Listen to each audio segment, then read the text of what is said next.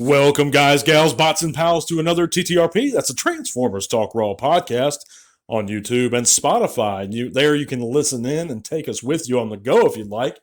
You can also check those various links in the description below. That's going to take you to all kinds of cool stuff, including our Facebook group, where you can join us there and chat bots, share your own channels pages, whatever you like.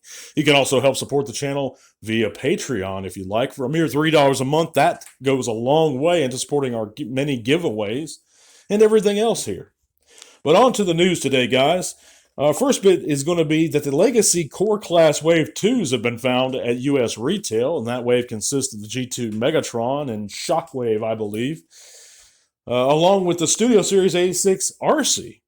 So she should be popping up near you soon, and if you have an interest in any of that, go ahead and keep your eye out and pick them up when you do see them, if you haven't pre-ordered them or acquired them already.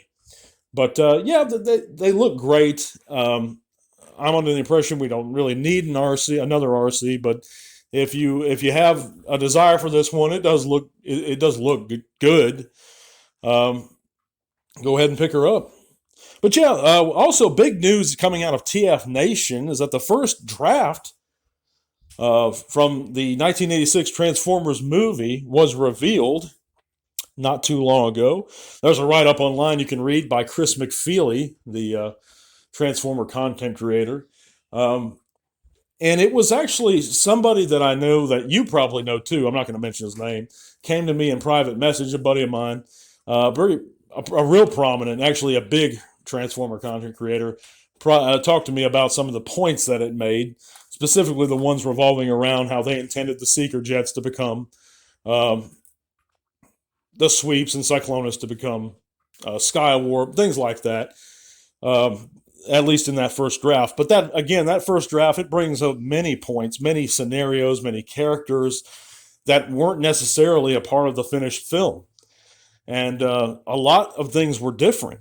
You know, originally, I believe the Matrix was merely Optimus's life force.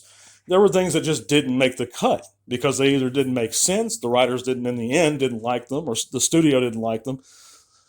There were a lot of changes made after that first draft. And we could see actually that it was revised on February 13th of 86. So, I mean, and it was revised numerous times. So there's a reason these things didn't make the cut. And there's a reason it took us over 35 years before hearing about them. And of course, you can go into TFW and read all these things. And there's many, many parts of this first draft that have been come to light. And it brings out some of the points and some of these characters. And it's a real interesting read. But in my opinion, the bottom line is these things didn't make the cut. And it took many, many decades for us to even hear about them. So it's not really important. It's not part of the Transformers universe because it was never brought into the story.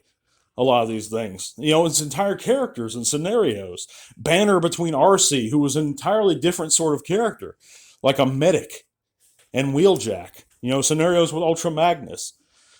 Just things that didn't make the cut, didn't happen. They are not part of the film. So I don't know why anybody, other than out of sheer curiosity, would be going around promoting this stuff, waving this draft around, because it doesn't matter. It's not part of Sunbow continuity. But it is an interesting read-up, and go ahead and check it out if you'd like to. Our last bit of news for today is going to be that the UK website The Entertainer has provided a first look at the newest Titan changer, that's Optimus Primal, who stands at an impressive 11 inches and transforms in just a mere 9 steps. This will be the first Beast Wars figure, actually, to make their debut in the Titan Changers line, which is intended for younger folks.